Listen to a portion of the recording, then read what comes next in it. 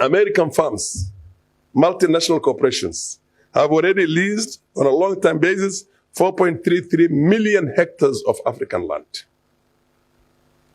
Another raw material. UAE, 2.79 million hectares. Saudi Arabia, 1.307 million hectares. UK, 1.1 million. India, 838 million hectares. And in most cases, this land is taken away from indigenous people who do not have titles, who just get moved from one place to the other and shoved, and increasingly create what you call either the urban, what you call the rural-urban migration, because they cannot have any more land to tilt on. They go and become squatters in the slums in this place, in major cities, or they keep on having smaller and smaller pieces of land. It is from everywhere. Everywhere, including a small, tiny country like UAE, has got ships and ships off the Somali coast and is scooping your natural resources in hundreds of millions every week. So this is the sad situation. Now, and by the way, let me tell you, if we don't do anything, all this will be contracted. Do you know where Guantanamo Bay is? Does anybody know where Guantanamo Bay is? It's in Cuba. Does Cuba have diplomatic relations with the US? Why does the Americans have a base on Cuban territory? They were given that exclusive lease in 1934. Cuba does not have the power, the military power, to throw them out, and the lease is there. So if your presidents lease your land, lease your resources, lease all these things, you are looking at 200 years from now in that kind of a poverty, and there's no still light at the end of the tunnel. Because if they lease your offshore, what do you call, blocks, nothing. You'll just get a small royalty. So how do we save Africa from itself? The scramble for African resources is there. How do we protect it? I think I saw a member of parliament from the Somali parliament, former Minister 𝐒𝐻𝐚𝐿. Are you still in parliament? Fatah? I told your parliamentarians many years back, you must make a law that says that any treaty, any contract that is done by the executive outside this country cannot be valid, is voided, unless it comes through parliament. That's why some of you ask yourselves that certain agreements with some of the neighboring countries I'm not going to mention.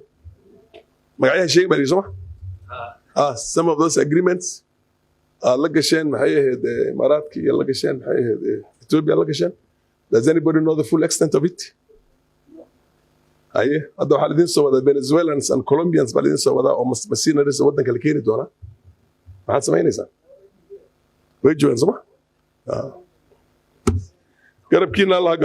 ubadkoo yaraanta lagu bara asluubtiyo asaaskiya tacliintana asaagood ma gaaraan ee orod oo horay u gaar meta tutoring macallimiin hormuud ahoo aqoon heer sarraysiyo ku hubaysan waaye aragnimo ayaad ka heli meta halka aad ku nooshahay adoon ka habsaamin hagaag ugu toos oo hab online ah wax uga baro meta tutoring waa iskuul habaysan loo hanaanshay si weyn hubaal weeye warkaygu ee halkaas ha moogaan meta tutoring waa iskuul online ah oo casri ah wuxuuna carruurta ka caawinayaa casharada guriga ama homework hadduu yahay Kenya system, British system ama American system. wax kasta oo ardayda ku adag si fudud ayaa lagu bari loona fahansiin grade 1 ilaa form 4. waxaa sidoo kale carruurta laga dhisayaa quraanka kariimka iyo culumta islaamiga. عاشا يا عبدو على على كدايا وعروتنا لقارها إذن كعجبية وحفا فايلين تاسدار كلا حرير نمبر كاشاشة داك موضة.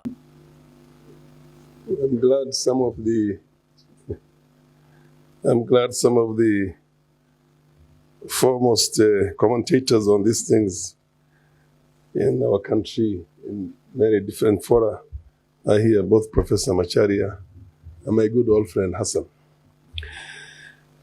Scramble for African resources. The lengths that was scaled to protect national dignity and preservation. The catchword is scramble, African natural resources, the dignity and the protection of the dignity, and the preservation, I hope, of that dignity. The scramble for African resources started hundreds of years back, very many hundreds of years back. And it was in every sense the resources, including the human resources. Not only the natural resources that we have in our continent, but even the individual human being called an African was a resource to the rest of the world, many, many stages, and still continues to be a resource. And what are the resources we are talking about right now, the natural resources, aside from the human resource? We're talking about minerals. We're talking about lands. We're talking about our forests, which have been for the longest some of the best rainforests in the globe. The timber, the rubber. You have to understand one of the very first things to be extracted from Africa is rubber in Liberia and Sierra Leone. You're talking about the marine wealth, the fish wealth. We're talking about the ports, because for those of you who probably do have a very scanty knowledge of the history of this part of the world, the Mogadishu port is called Banadir. Banadir comes from the Arab word or the Persian word Bandar, and Bandar is a port. So this was a land of the ports, all the way from Berbera, Kilwa, Bagamoyo, all the way to Beira, and the rest of them. So we have had those resources for the longest. We have had functioning resources of that nature for hundreds of years, since, of course, in the past. And then there's the paradox of the plenty. When you have a lot of things, you have a problem in how you manage them. And then there is the resource curse. When you have resources, the resources also have issues that they come with them. The exploitation, the rent-seeking elite, the corruption, the contestation between the different communities that have access, or those who do not have access to the resources. So resource curse refers to situations in which some countries have natural resources that generate a lot of income, but the income does not generate corresponding growth in the economy, but stagnation, destruction of the environment, and violent conflicts. I think the Niger Delta, it's called the Niger Delta? The Delta in Nigeria, where 𝐀𝐁𝐎 came from, is one of those ones. To give you an example, Nigeria has been a major oil exporter since 1965. In less than 30 years, the Nigerian oil revenue has tripled or quadrupled or gone tenfold. It has increased tenfold, but its overall per capita income has stagnated. Poverty has more than tripled over the same period of year. Nigeria, in addition to that, also boasts the biggest number of millionaires in dollars in the continent of Africa.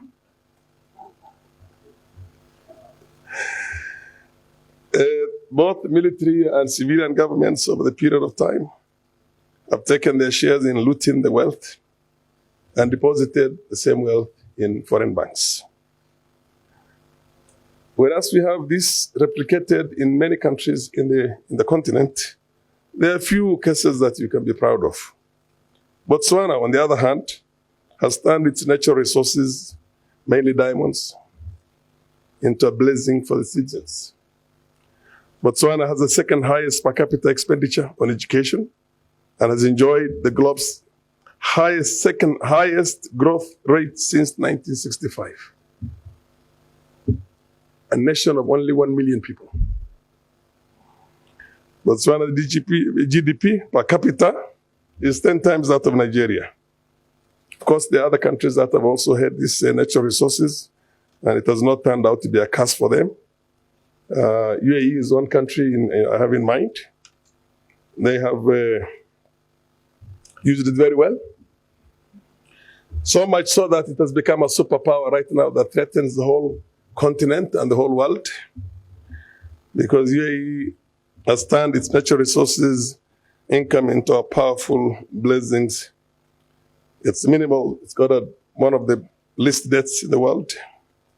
Inflation is very low, and an exceptional social welfare, and benefits its own citizenry. Now, the failure of natural resource wealth to lead to the expected economic growth and development impacts has impacted negatively into the traditional historical modes of sustenance or mainstay of economies in those different countries. For example, Africa, in its own humble way, was pretty much an agricultural continent. Whether it is livestock, as the Prime Minister was telling us, or it is the subsistence agriculture, we had those ones. But the moment you get these blessings, people abandon that.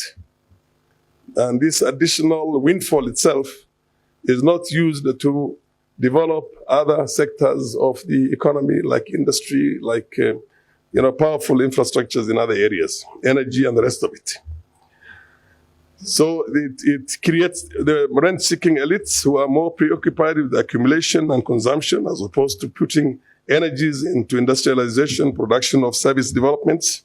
This is where the problem is. Public expenditure, whenever you get these natural resources, the tendency is that the government's budget increases and triples and keeps on going up. And clearly, to meet the gas or oil windfall, and then social tensions between the different contestants on that. That's why how you end up with coups and counter-coups and ethnic problems and all those rivalries. The only thing is that when a country is resource rich and those resources by and large are plugged into the what do you call the pipes of the traditional dominators of that. I'm talking about the West. You gave it a collective name. What did you call it? Unipolar, yes, that collective. They make sure that those tensions do not go out of hand.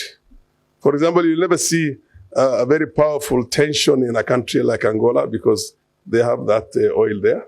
Nigeria will have all sorts of tensions, but at the same time, the system will not collapse because the companies are there, Shell and Chevron and God knows all the rest of them are there.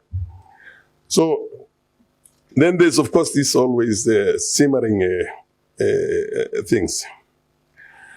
In countries like Angola, Chad, Equatorial Guinea, Gabon, and Nigeria, oil revenues now account for over 50% of the ordinary government revenue. Over 50% of the ordinary government revenue. And when you look at your own country still, that tells you that the traditional mainstays of the economy itself, other production areas, are losing at the expense. The more you get this windfall oil, which is free, the less you concentrate on other sectors of the economy, and basically that's what happens. Lately, to some extent, because of conditionalities, as they put it, they maybe they'll end up having more reserves in Western capitals. They will end up reducing on their own debt, what do you call the debt itself, total debts, and other things. But when you look at the serious efforts to invest that and to make certain powerful changes domestically to create other sectors of the economy to compensate for that, they don't do it. And when the prices plummet, because you have this bust, what do you call it? You have between the boom and the bust. When the oil prices go up, the boom is there. When they go down, there's a bust there. So that bust, again, the country suddenly becomes a very poor third world banana state, and you can see that in the streets of all those capitals. They face those consequences, and then there's always going to be some fiscal imprudence to try and compensate for that, and you have problems in that.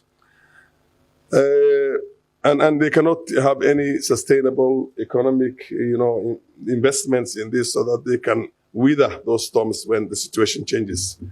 You now contrast that with Norway. That does not use its revenue from the oil at all. They depend on the other sectors of the economy. And this country has got reserves that are worth, what is it? 500 trillion? For a nation of only, is it 4 million or 5 million? No, it's about 4 or 5, yeah. 4. Yeah, around that, yes. So basically what they've decided is that we're going to invest this. And by the way, the man who was able to manage that and has managed the windfall in the mineral sector of Norway was an Iraqi engineer. He came from a third world country. And basically, and I think he might be still alive. If he's alive, he's very old. So the best policies that some countries, African countries, have been able to do to achieve, a little bit to, Now, the other thing that we have to look at is that our natural resources traditionally were taken by the former colonialists, by the former imperialists. But who are the ones who are taking now the resources, the mineral resources of the African continent, or the scramble, who are doing it right now? China, India, South Korea, name another country. That's where it's going right now. And basically, as Professor 𝐬𝐬𝐬𝐬𝐬 has put it yesterday, when you have not prepared your leaders very well, and there's always has to be a contract on some of these things, and they deal with the institutional frameworks that essentially have been worked on very well by very well educated, very well experienced, very well trained and prepared people, and you have only the president to give the nod and give an answer to that. Always those contracts are lopsided, so we end up losing it. China, India, South Korea, to some extent Malaysia, have lately emerged as major trading partners of our continent. India's imports from Africa are mainly minerals, just minerals, raw materials, no value addition. Minerals, they also include occasionally some small things like coffee or cotton. In the case, of course, cotton is still a raw material. Even the coffee, for information, will most likely be taken to those places in the form of a bean, coffee beans, so that the processing is done, the value addition is done, the grinding, the roasting, and all that is done there. The major trading partners of those countries that are very rich in minerals. Nigeria, South Africa, Angola, Egypt, Algeria, and Morocco account for 90% of the trade between of the continent's trade between India and the African continent, over 90%. And you're talking about close to 100 billion. It's 98 billion right now is the trade. So it's all in the form of raw materials that essentially, Morocco, I think, has been a little bit of an exception in this case, and South Africa, because there's a company that is doing the phosphates, am I right? There's a company in India that has been largely acquired up to 60% by Moroccan interests, that basically produces those, processes that phosphates and then sells it into the market. In South Africa, because of the traditional, the Indian communities hold on the Anglophone sub-Saharan Africa in terms of business. Kenya, Uganda, Tanzania, South Africa, Malawi, all those ones. There's always been a powerful Indian class that essentially is still doing that. They're still ending up with investments in big families in South Africa that also have some serious investments in India. So in a way, and that is something called, what do you call that? Transfer billing. Transfer billing. Transfer billing is when you have two companies in two places, both are owned by the same family. So to avoid taxes in one, you bill less, and you do it vice versa, depending on exactly how you want to increase on your. So India right now, 20% of India's crude oil now comes from Africa, and I emphasize the word crude oil. Now the question that I ask myself is that why can't we process it and send it in the form of processed oil? We can do that. And that is basically what it is. Not only crude oil, and that accounts for from 0% in 2005, 0% in terms of some of these things, because the Indian economy has more or less literally leapfrogged for the last 20 years. Crude oil now is 60% of India's exports, imports from there. And gold accounts for about 15%. Phosphoric acid, because of what I told you about the phosphates, is about 3.8. You have the LNG, the liquefied gas. Yeah, gas also, yes. Also accounts for something. And then the most interesting part of it, shelled cashew nuts. Now you ask yourself, why do we have to export cashew nuts in a form of raw, not processed, shelled cashew nuts, which means they go and get processed in that area up there. And the same also goes when you go to Indian exports into Africa. I mean, to try and create some kind of a trade balance, because they insist on having that trade balance so that there's no deficit.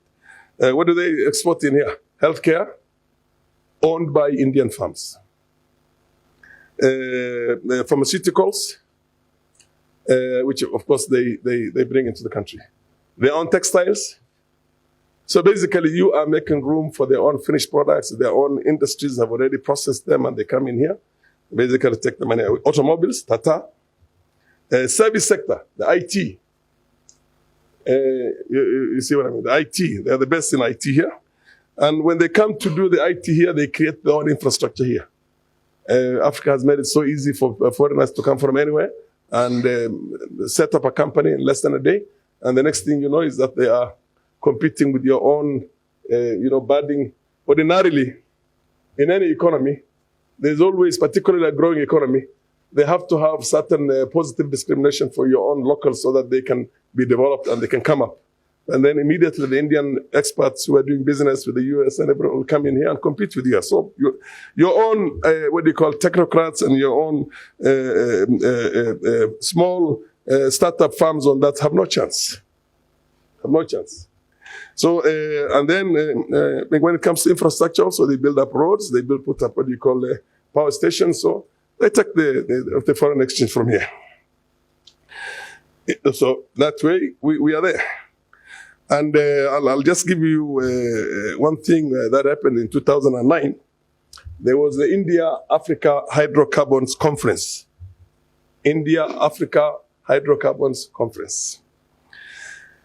And the things the areas that were identified were 5 for cooperation between the African continent and India. And incidentally, although Milena says that let us have our own collective bargain and call ourselves Africa, because they are also the other side, and I agree with her entirely. And most of these big economies also see individual African countries as being too small to deal with. That's why they call 50 African heads of states to come and sit with them. And they have only one prime minister from India, or maybe one, whatever, I don't know what you call the Chinese one. Is there a prime minister or a president? Yeah, and the rest of it, or the US or UK, and 50 of them line up there for photo opportunities. But then, let me tell you, they identified 5 areas to have cooperation with Africa. Buying more crude oil from Africa, number 1. Investing more in upstream opportunities. Upstream essentially means, upstream and downstream in the oil sector. Investing more in the upstream. Upstream is the importation of that same finished product. You send your oil up there, they process it there, and then they'll help you also they take it in the form of a crude to sell it to you now at a very high price. That's the upstream. The downstream is, of course, the petrol stations and the rest of it here. So investing in upstream opportunities, exploring opportunities to source more liquefied natural gas. To do the prospecting and also to go into contracts, you're not only prospector, basically to get those liquefied natural gas out of the sea, what they call the shelf, or get it out of. But then basically that's another area they need so much of it because it's a growing economy and they need these raw materials. Then making available, number 4, making available Indian skills, talent, and technology. That's what we take back. And that is not given to you in the form of, say, we are going to bring our own skilled, what they call technocrats, to go and train your people in institutions of higher learning, in technical colleges, in polytechnics. No, they will come in basically as part of that investment process. They're coming in, basically, you create those markets for them, making available skills and talent and technology in a cost-effective way for the benefit of Africans, and then saying supporting community development programs in Africa. When you see 𝐬𝐤𝐴, I'm sure you've seen 𝐬𝐤𝐴. You know 𝐬𝐤𝐴? 𝐬𝐤𝐴 is a very powerful multinational Indian company that manufactures pumps up there. And basically that is literally selling it to all the irrigation schemes in the third world countries. But they're there to show you that the community, we're working with the community. It's something called corporate social responsibility. So when they talk about communities, is that tokenism? You know that tokenism, yeah? To ensure inclusive growth. Like I told you, the bilateral trade with India was 98 billion. Bigger than any trade they have with any other, not with the Europeans. And this is how it is. Now, when you look at the foreign direct investment, and there is a reciprocal process in here. The biggest foreign direct investment from Africa to India, you'll be surprised. So when I talk like that, you'll all get excited and say, oh my God, so we're investing in India. It's $64.17 billion. But that, sorry, it's 64 point something plus 137 and 112 billion dollars. Well, no, it's 64.17 and then 137 million and then 112 million. But that $64 billion is Mauritius, which is another African Indian island.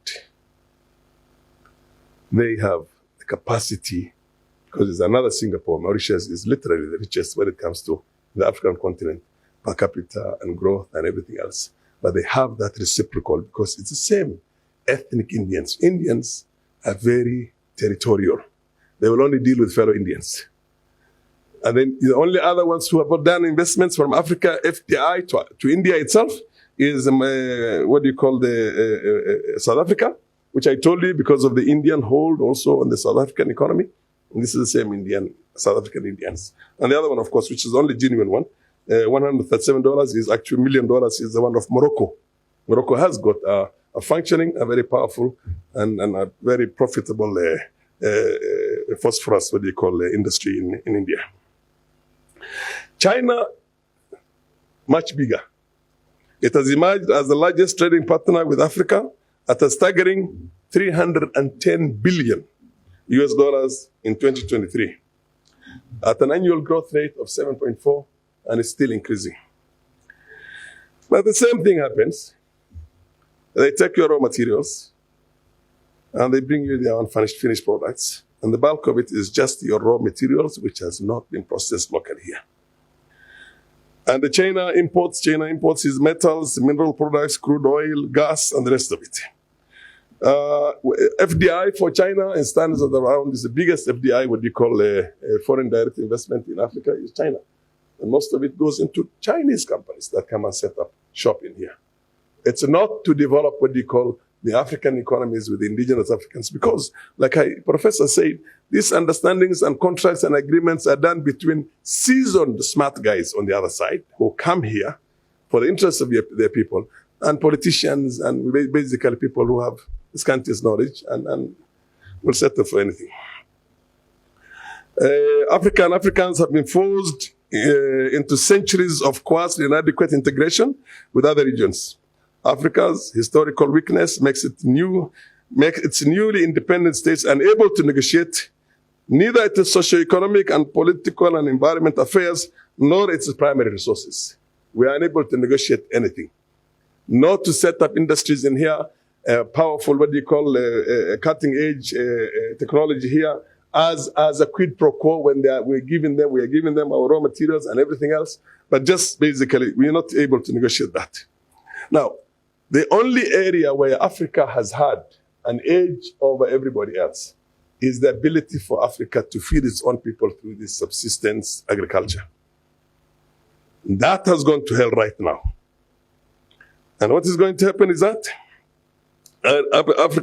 Africa's agricultural land are up for grabs by more advanced, wealthier nations.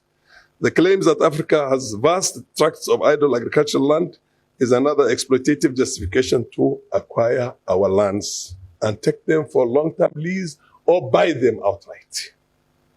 So basically, the only thing our people could do was to engage in agriculture, because that is an area that we don't need to have a lot of technology. Even that's been taken over. As you're talking today, American farms, multinational corporations, have already leased on a long-term basis 4.33 million hectares of African land. Another raw material.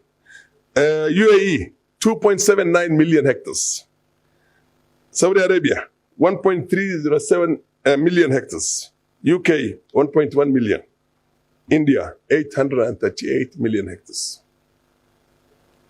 And in most cases, this land is taken away from indigenous people who do not have titles, who just get moved from one place to the other and shoved, and increasingly create what you call either the urban, what you call the rural-urban migration, because they cannot have any more land to tilt on. They go and become squatters in the slums in this place, in major cities, or they keep on having smaller and smaller pieces of land. So I hear always rights. And Milena is looking at me. Yes, Milena, we have those rights. But let's agree on one thing. We have needs and we have duties. We have needs. We need all this development ourselves, like any other human being needs. And we have a duty to perform and acquire those needs ourselves. The socialization we have had always with the so-called West is that they put in their constitution and the pursuit of happiness. I have a problem right now. I was talking to Ayub the other day when we go and debate on matters in our constitution here, and everybody says that we're going to take the government to court because I have a right to housing, I have a right to these things, I have a right. Those are wishful thinkings. We have a duty. We have a duty. We have to achieve those things.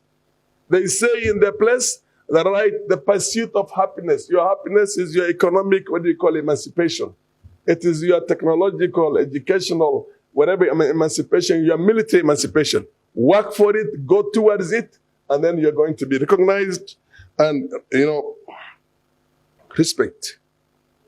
Respect itself is earned the hard way. Your enemies only respect you when they know that you are as strong as them or even stronger. So let's move towards that. When they tell us, as Milena has said, and thank you very much, Milena, for that, they tell you privatize your public companies, government should get out of business, do all sorts of things. The idea is so that they can come and take over everything. They've taken over the resources, natural resources. They've taken over the lands now. They've taken over the corporations. So basically, the land, one of the biggest impetus in inviting industries to come to you is that there are people who are skilled and people who are not very expensive in terms of wages. Now, when they take your lands and they achieve their food security plus their surpluses plus their businesses by tilling your own land and paying your boys and girls paltry sums to work on those lands. Those of us who are from Kenya understand that very well. We have the flower industry in here, one of the most lucrative areas. But the workers in there earn as low as $50, $60 per month, and for a whole month, and put in a sluggish, difficult 10 hours. But the bulk of that money, all that flour ends up in Amsterdam, and people are making millions and billions out of it. It's the same people who come from those sides and come and exploit you here. But the governments will never assist on these areas because of the primary, original genesis of the formation of governments and states in here. When the colonialists left, they left their own seeds here. So the people, and I want to say this, and I don't want, where is the Abdihirsi? At least in Kenya, because we talk about these things in the past tense, they happened before. The richest family in this country is the very first family of this country. The first prime minister who became the president and died in office. That's the Kenyatta family. The second most richest family is the Moi family. The Moi family. The third richest family, they also say Kibaki is not a poor man. He's a very rich man, an extremely rich man. And the one who has taken over all that now, overtaken and literally has defeated himself is Uhuru Kenyatta, because he, as Uhuru Kenyatta, is richer than the Kenyatta family today. 10 years being the president of this country is richer than that. And that is the culture that was left everywhere. They had the people in Gabon, and the only country that said no to it were two countries. Eritrea came much later. But in the initial stages, the countries that said no to it was 𝐶𝐴 Guinea, that refused also that pact. And they remember how much they have destroyed it throughout history until now. Now probably there's a little bit of. And the other one was Julius Nyerere, Tanzania. Today, Tanzania is the most egalitarian country in this part of the world. And there's more hope in Tanzania than any other country in the region here, save for Eritrea. Let me tell you about what you say, democracy. Hassan knows that we have not had a democracy for the longest. Hassan, did you have any democracy?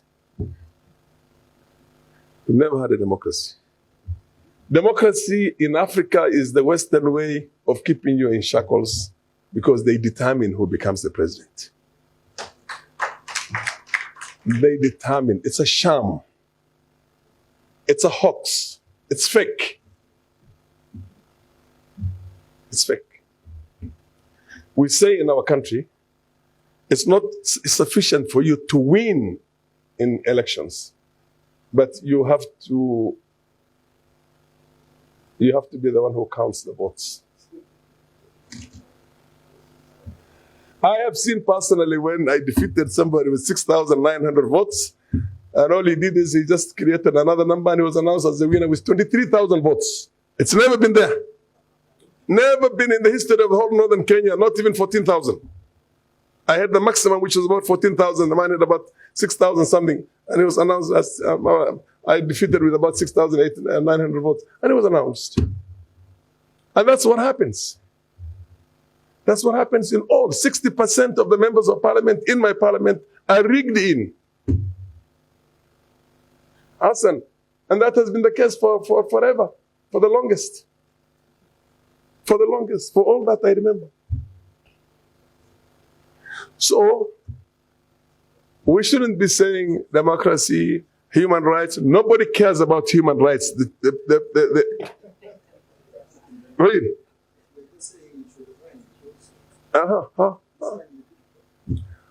Yes. This time was a mistake, let me tell you. This time was a serious mistake. Because they brought it in big bags, almost 200 million 𝐾, and tell him, take this and take a walk. And he said, no. And not anybody else says no, by the way. Even Mohammed Fai, if he was there as a returning officer, he would have taken the 200 million. Mohammed Fai saw? لو بقول مليون ديرة دل دفع راح كده.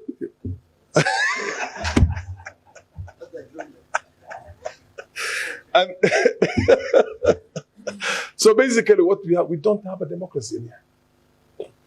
And anywhere where you are told that there's a democracy, it's a farce and facade. For those of you in Somalia who think there's something called democracy that you have not experienced lately and that you really love it, you love it and you run towards it, the West has created two forms of democracy. One for itself and the other one for the lesser humans.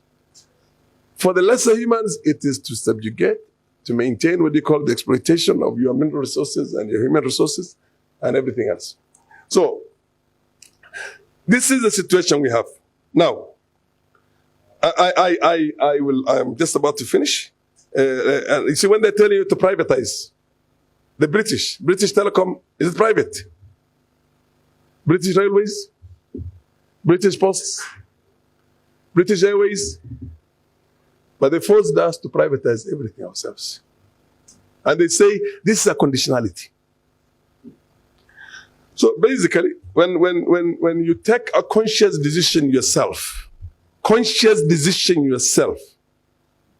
and you have that widely integrated within the continent itself, in which you protect your own natural resources and make sure that anybody who wants to plug into these natural resources must be prepared to take it when a value is added to it. When it is processed. If it's a crude oil, why should Nigeria not be able to process its own crude oil 60 years later? 59 years. 1965 is when they exported the first. Is it difficult to have a refinery? A refinery is the easiest technology. And then we say our minerals, everything must be value addition has got to be here, from here. We don't do it. So basically, we need to do that the same way countries like Korea and all, Singapore and Mahathir Mohamad's Malaysia, all of them have done. By the way, I had an opportunity myself to attend a prestigious postgraduate institution for one of the modules of my master's degree in business administration, which I did in some of those small sojourns when I was thrown out of parliament and had nothing to do. So I ended up doing it. And I went to South Korea for that small module there. At the time of independence, South Korea had only two resources. One was seaweeds, and the other one was comfort women for Japanese.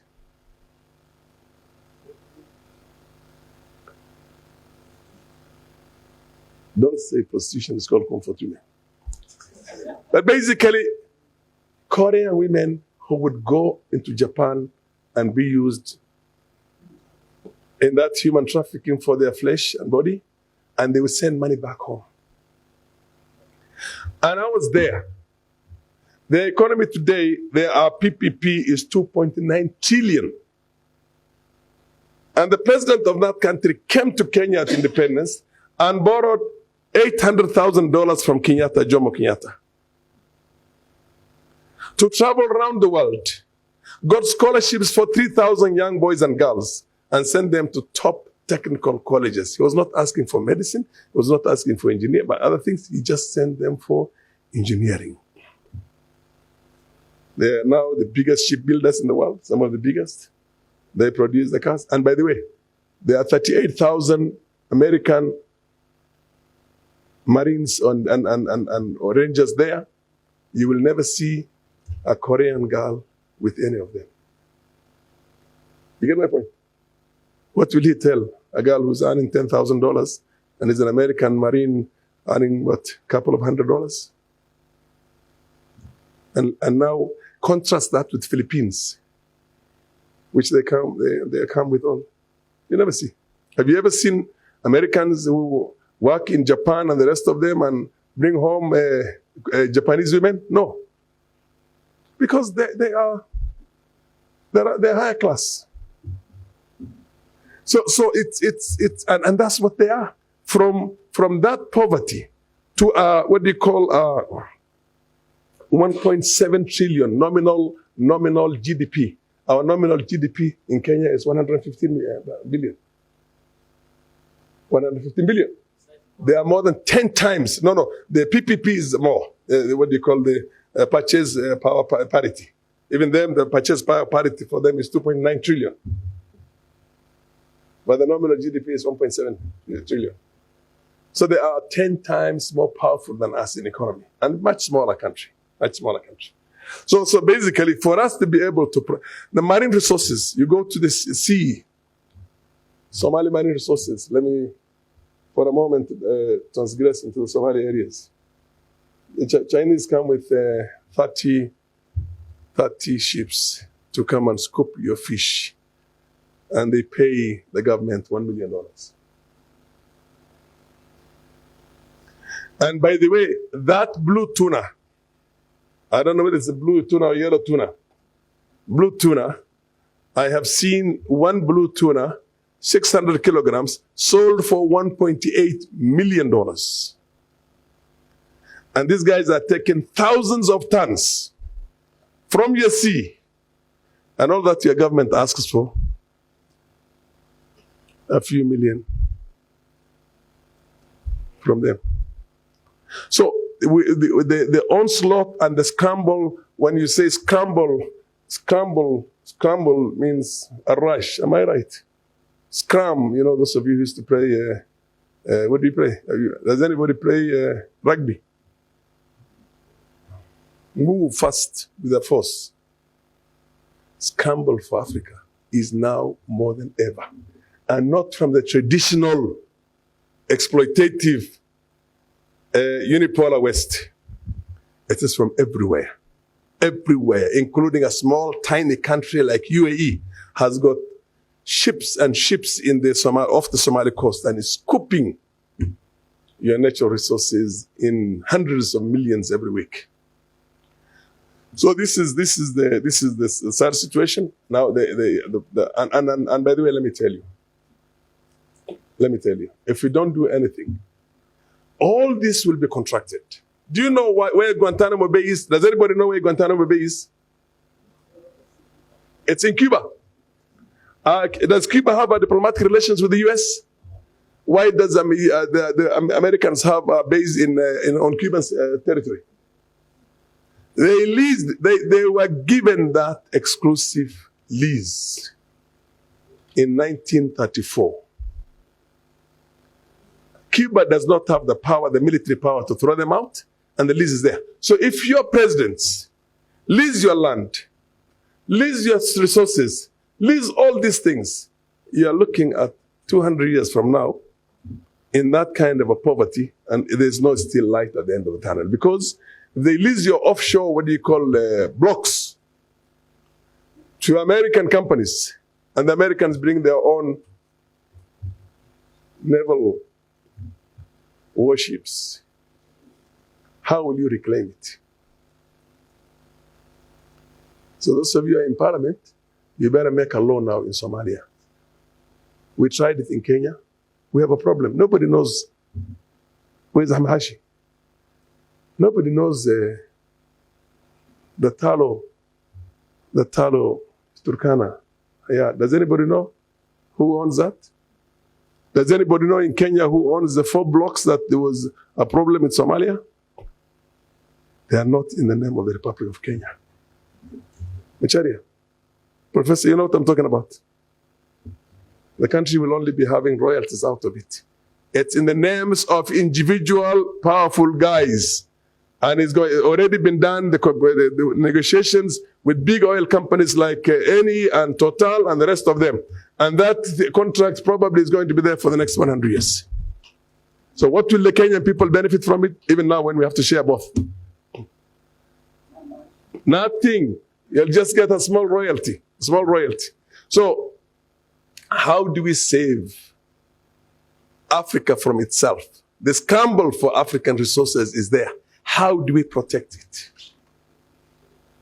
I think I saw a member of parliament from the Somali parliament, former Minister 𝐒𝐻𝐻𝐿. Are you still in parliament? Abdul Fattah? I told your parliamentarians many years back, you must make a law that says that any treaty, any contract that is done by the executive outside this country cannot be valid, is voided unless it comes through parliament. That's why some of you ask yourselves that certain agreements with some of the neighboring countries I'm not going to mention. Some of those agreements Ethiopia. Does anybody know the full extent of it? The Venezuelans and Colombians almost mercenaries of what they do. Where do you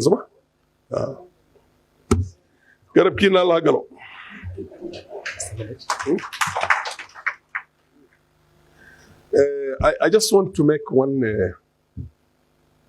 statement of fact very clear. I am not a member of the board of Afro-Asia Institute for Strategic Studies.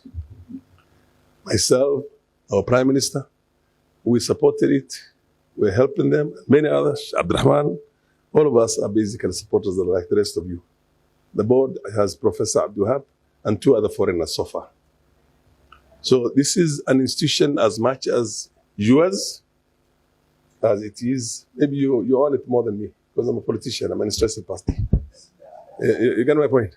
Those of us who are in politics, me and �ك𝐢𝐲 we're not going to use this. Even عبد حرسي حتى حر إنه نقدر مدحويني كنت له الدنيا بكلام صباحي.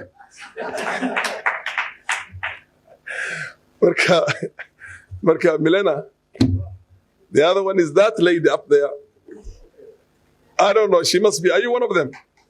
I'm sure you are. So these are technocrats. These are intellectuals, powerful intellectuals, and it's going to draw from the whole region. All the board are basically from the region, and these are people who are apolitical, but basically are going to give very powerful insights into the way we want this institution to impact. I am going to be a net consumer of the products of this institute. You know what I mean? When you come up with very powerful ideas, I'll implement them as a politician in my own right. So, to try and change the narratives there. And of course, Ahmed Hashi, if we give him a nomination, he told me last time he wanted to run in Langata, and I gave him all my support, but he chickened out the last minute. haddii aad garaado guri ra'iislih iyo goob lagu nasto geyigeedu wacan yahay goobaysi waayadan guryo samo ka doono gurboodkii carruurtii iyo gaaridaad jeclayd iyo gidigood xigaalkaba guryo loogu talagalay iyo garoonkii ciyaaraha geedihii ku dhex yaaleen guryo samo ayaad ka heli laydh caafimaad leh ood ku lulman markaaba laamigiina saaran leexana lahayn mar kalena ku lugeen ama se ku laafiyon calashaan waa magaalo casri ah guryo samo magacaaba ka garo waa geedi la sahanshay dadkii baa u wada guuray shirkadda dhismaha guryaha ee guryo samo oo bahwadaag la aha shirkadda dhismaha ee Filsal waxa ay ku haysaa guryo casri ah iyo dhul istiraatiiji ah guryaha shirkaddu dhisayso ayaa ah naqshadii ugu dambeysay dhulkan sidoo kale waxa laga dhisayaa hotel weyn oo casri ah garoonkii ciyaaraha masaajidkii iyo goobihii waxbarashada dhulkan wuxuu saaran yahay laamiga u dhaxeeya magaalada Kismaayo iyo garoonka diyaaradaha waa dhul hawale taag ah carro guduudan geedaha qabow leh amnigiisuna uu heer sare yahay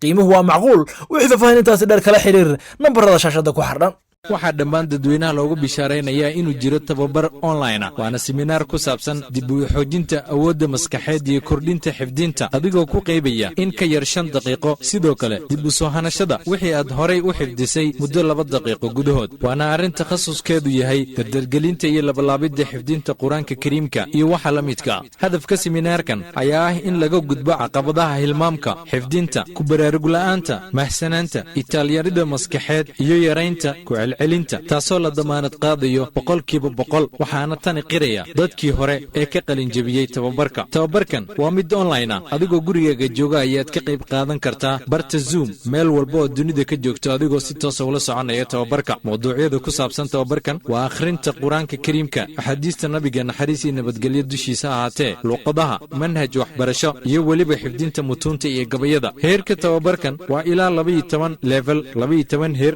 oo xifdinta kitaabka laga akhrinayo 12 heer oo ah xifdinta dhageysiga iyo 12 heer oo ah akhrinta degdega ah waxa ka faa'iideysan karo dadka ay dadoodu u dhaxayso 6 sano ilaa 85 sano rag iyo dumar muddada la qaadanayo tababarkan waa 77 saacadood isdiiwaangelintii way socotaa haddaba ka faa'iideyso wixii faahfaahin intaasi dheer kala xiriir telefoonada shaashada ku xardhan ama booqo barta internetka ee www.aqliyad.com